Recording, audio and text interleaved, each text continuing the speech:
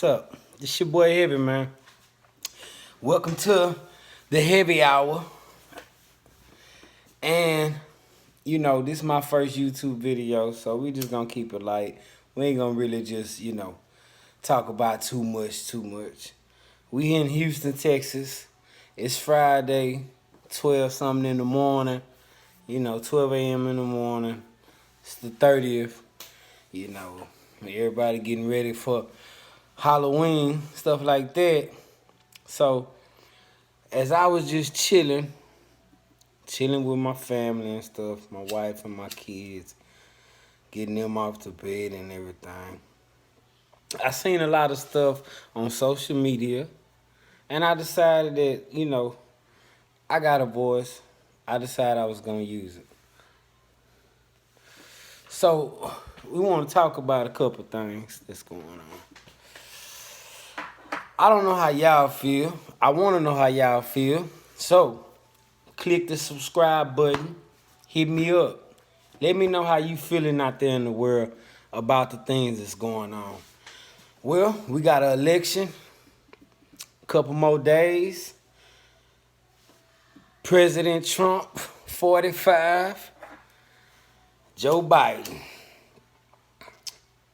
Vice President Biden. I don't know how y'all feel about it. Everybody talking about let's go vote. Yeah, you should do that. We should do that. If you have not voted, get out there and go vote. When I think about the election, I don't know really where I stand on it. Voting for Biden, haven't really heard none of his plans in detail, concrete plans that he is going to provide anything for black people. A lot of promises. Promises always come. Promises always go. But there's never any, concrete plans, any action that ever take place. So I don't know how y'all feel about that.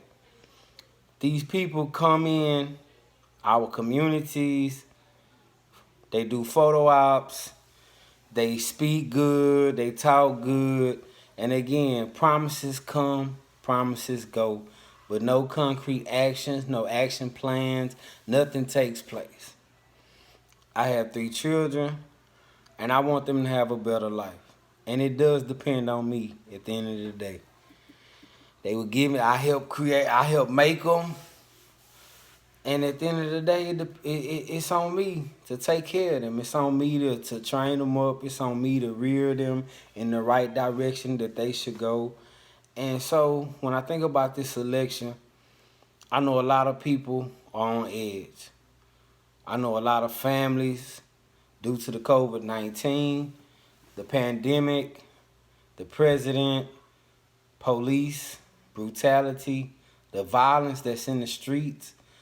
A lot of this is not new. A lot of this been happening. Years on years of oppression against one race, against another race. And so, when I think about it, it's so much going on right now that you could lose yourself and get caught up in things that you really never asked to get caught up in. And so this election is going to be one of the biggest moments in history and time. It is. And every vote counts. Pick who you want to pick. I'm not going to tell you not to vote for President Trump. I'm not going to tell you not to vote for President Biden. All I'm going to say is let your voice be heard. Hit the polls, vote, and may the best man and woman win, So when it comes to that, when we see everything that's been going on, we see all the stuff that's taking place, it makes you really sit down and think about your future, plans you have for your family. And me personally, I'm not scared. Because as growing up as a black person, a black man, as a youngster growing up in these city streets in Houston, Texas, hey, you make it past high school, that's a blessing. So growing up in these streets and growing up in the situations that I have put myself in situations that I never asked to be put in, I'm not scared about the election. Because at the end of the day, it's on me to take care of my family. Not President Trump, not uh, Vice President Biden. And at the end of the day, you have to make your plans for yourself, for your family. What works for you, what's best for you and your family. And so, with that being said, I know a lot of y'all might feel some type of way about what's been going on, especially when you have things like these celebrities or these celebrities, these entertainers.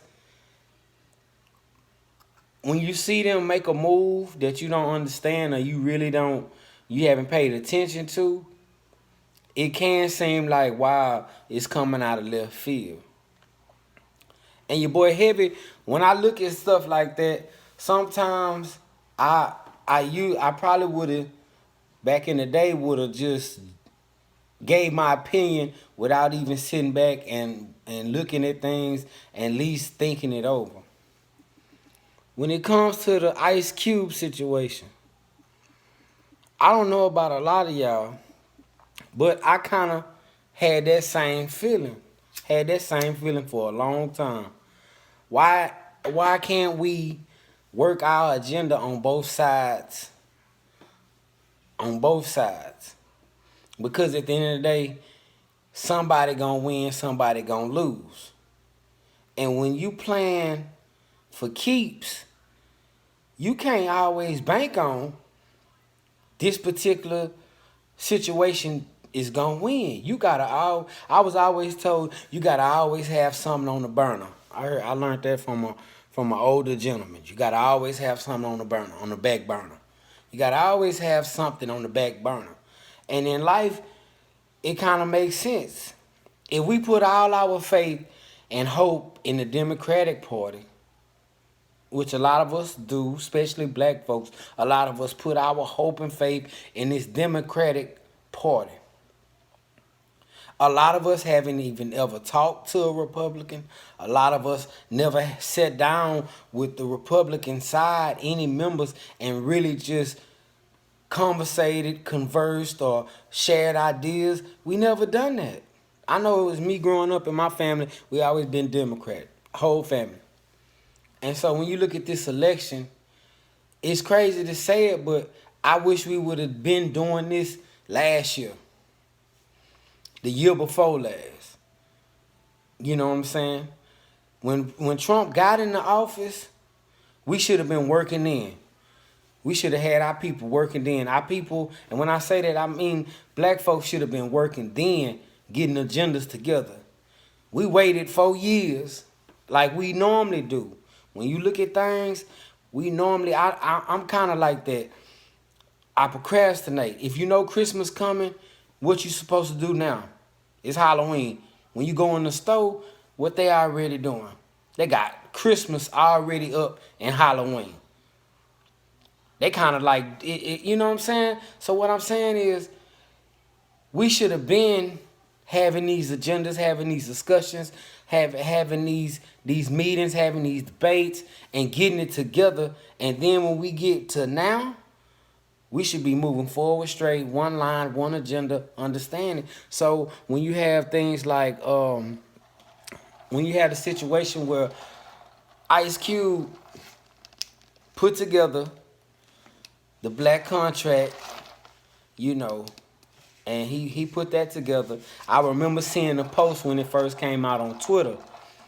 And you know, like probably everybody, you seen it, that's tight. Whatever, you didn't really pay attention, but you saw it, kept moving, doing your day-to-day thing. It wasn't until, Ice Cube met with President Trump people that it became a situation. And then here go the critics, here go the people talking. I support Ice Cube with what he did because he took action. Might not, I haven't even read it all, and I could honestly say, even if I didn't agree with it, I support him. Why? Because he took action. He just didn't talk about it. So many of us talk about doing stuff, talk about this, talk about that, and never take action.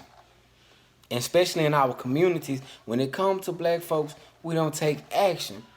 So with what he did, with him just taking action, putting something together, getting with people and getting with collective minds and putting something together and then going forth with it, I salute that brother. Straight up. Your boy Heavy salute him.